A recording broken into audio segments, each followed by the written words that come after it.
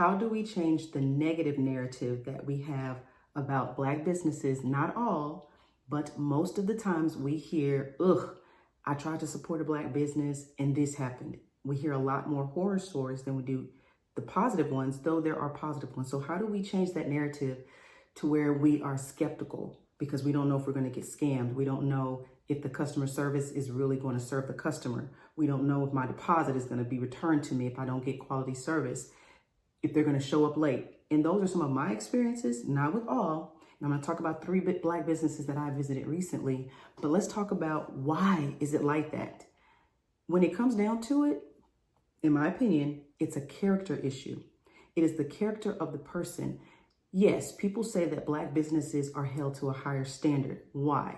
They're held to a higher standard because there's already a low expectation that a Black business should even exist, that a Black person should own a cake business or a floral design store, that they should have their own income coming in, their own storefront, their own building. There's already a low expectation that you should even have that in the first place, that it's going to last and that it's going to do well. So therefore you are held to a higher standard.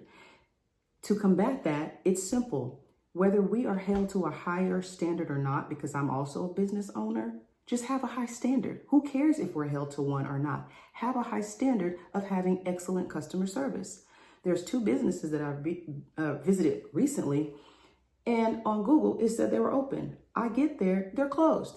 I call them, one tells me, oh yeah, those are my hours since COVID. I haven't updated them, girl.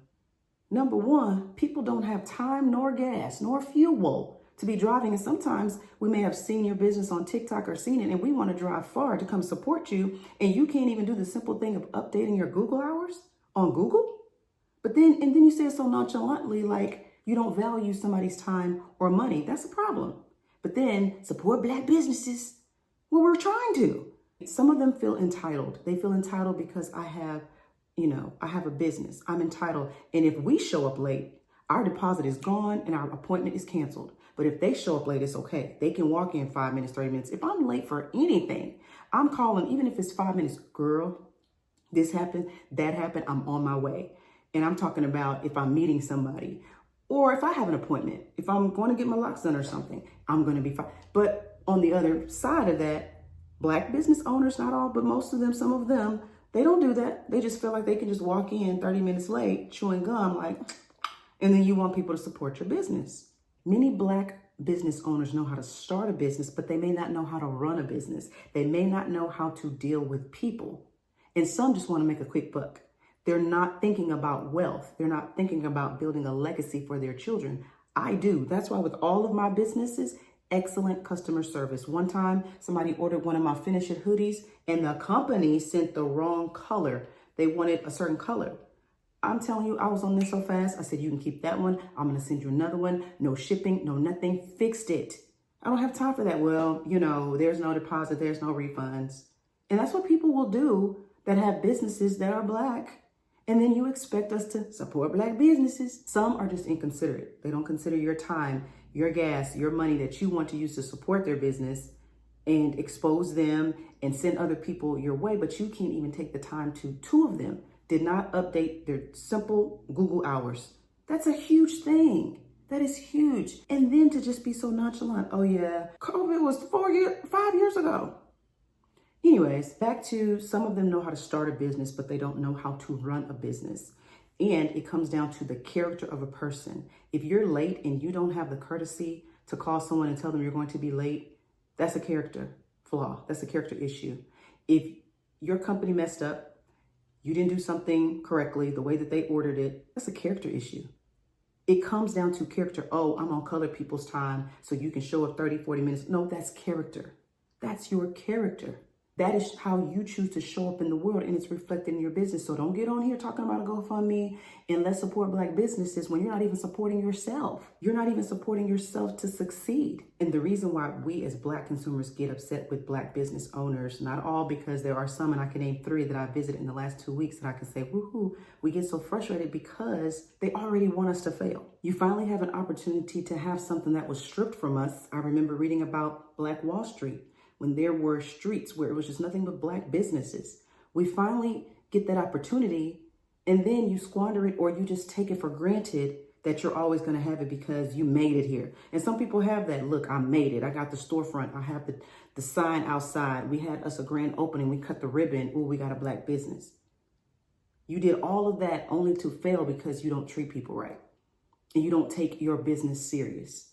And you have this cockiness and this prideness about you, like you don't have to continue to serve people. And the whole purpose of you having your business is to serve people. I'm going to get more into this on a podcast I'm doing a collaboration, so I won't go any further other than to read one of my cards from my 31-day entrepreneur intention cards. These are for entrepreneurs who want to change their mindset so that they can scale their business, because some of you take courses and classes on marketing and how to get more clients and how to do all these different things because you just want to do something, but you haven't set your mindset to just be what you're wanting to scale, what you're wanting to grow, what you're wanting to do in your business. So today we're going to read April 13th. Is that what today is? April 13th?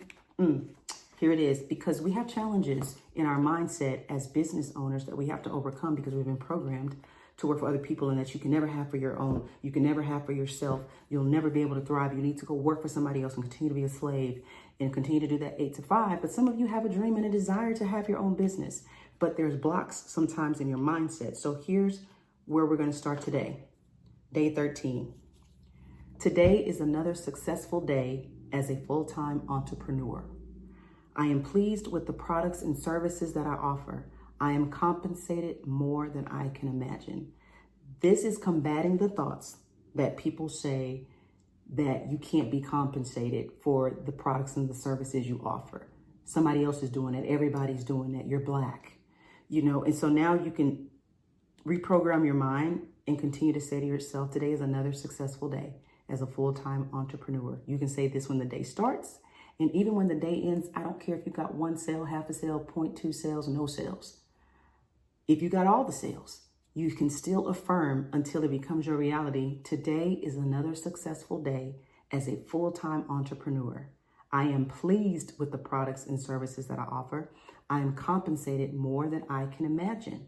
And I have another card. I just did a video with my daughter, and on that one, we talked about offering excellent customer service. If you offer excellent customer service, your business will thrive. It will thrive. You will get the exposure that you need, but you'll also get exposure for being a bad business owner, someone who doesn't offer customer service that serves the customer, but actually serves the owner. Let's do better. Get my 31-day entrepreneur intention cards at iamdorian.com. You can also get it in booklet form. I love these because you can take them on the go when you feel discouraged or you start feeling down because nobody's calling, nobody's visiting your store. You pull this out. Day 18, I just flipped to a random. The people that need and want my services are looking for me. The people that need and want my services are looking for me. Reprogram that mind. They are easily finding me because I am in the vibration of wealth. They are easily finding me because I am in the vibration of wealth. Whether you have a podcast, you have a design shop, flowers, carpet, wood flooring, whatever you do, people are looking for you. So when those thoughts come up in your mind, nobody's looking for me, nobody wants my bed. Reprogram. The people that need and want my services are looking for me. iamdorian.com, 31-day intention entrepreneurship.